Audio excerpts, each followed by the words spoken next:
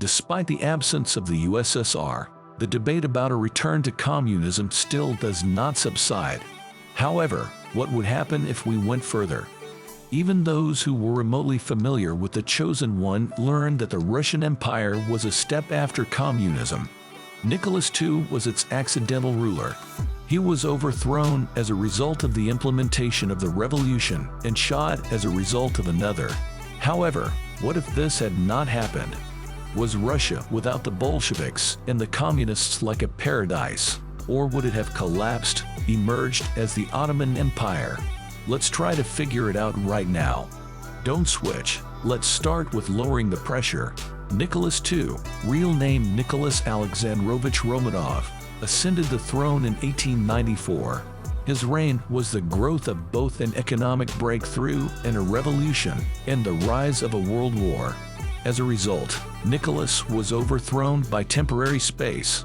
The Bolsheviks, in turn, overthrew the provisional government and executed the entire Romanov family, so that people who aspired to the monarchy would forget about the hopes of restoration. First, Nicholas II inherited Russia in the best possible condition. You can talk a lot about various statistical parameters, but in the end it all comes down to one simple number. In 1889, the proportion of literate men was 31% of the total, and women 13%. At the same time, in the UK this figure is 99%, and in the US 93%.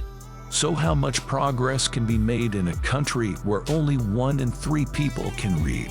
Although Russia was capable of fighting, by the early 20th century, military spirit alone was not enough.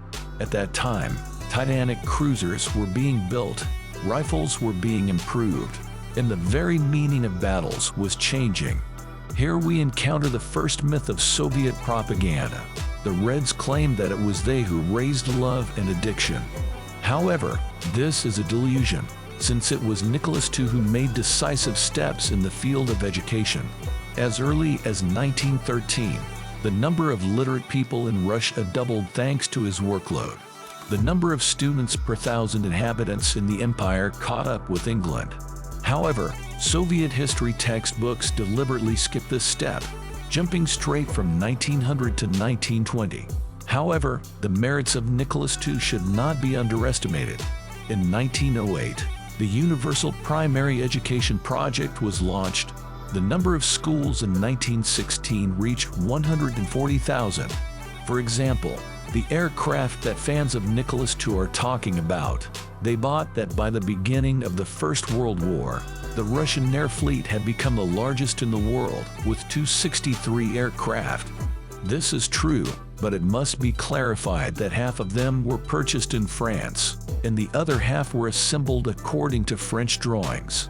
The famous Romanovs was the first passenger aircraft in history, and only 76 were built. And then after 1914, in 1913, there were only 4 small aircraft assembly plants in Russia, and the only facility capable of producing aircraft engines was the French Nome factory in Moscow, which produced no more than 5 units per month. In the end, for the entire First World War, the Russian Empire would land only 5,600 aircraft. Nearly 50,000 aircraft will be built in Germany in the near future. A similar situation was observed in other cases. In 1905, the Russian Empire was defeated in the Russo-Japanese War because of modern cruisers and ships. Nicholas II began to build a boat, but by 1914 there was not a single dreadnought in Russia, while in England and Germany there were 20 and 14, respectively. As for tanks, there were practically none in the country, since everything was purchased in England and France. Despite having only 10.5 million soldiers, Russia had 5 million rifles. Even the famous Maxim machine gun was produced in Tula according to English drawings. The empire produced only 5,600 aircraft during the entire period of the First World War, while Germany opened about 50,000. The Russian Empire was one of the most important and most influential powers of its time. It spread over existing territories and united numerous peoples and cultures. One of the aspects of the history of the Russian Empire was its interaction with other countries. In some cases, this led to mutually beneficial relationships and trading parties, such as with England and France. However, in other cases, contamination from other countries, especially military dependence, became a disadvantage. This is seen, for example, in situations with the armed forces and the defense industry. The underdevelopment of the industrial industry greatly influenced the consequences of the World War for Russia. Despite strong tensions in the army and navy, the Russian Empire did not discover enough modern energy and technology to ensure the superiority of Germany and other powers.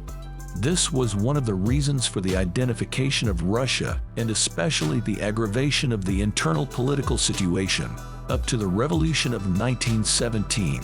It should also be noted that there were significant social contradictions in the Russian Empire. Inequality, the low level of the population, the absence of violations of freedom, and restrictions on life and rights create conditions for social sensitivity and dissatisfaction. These factors played a role in the outbreak of revolutionary events and the fall of the monarchy,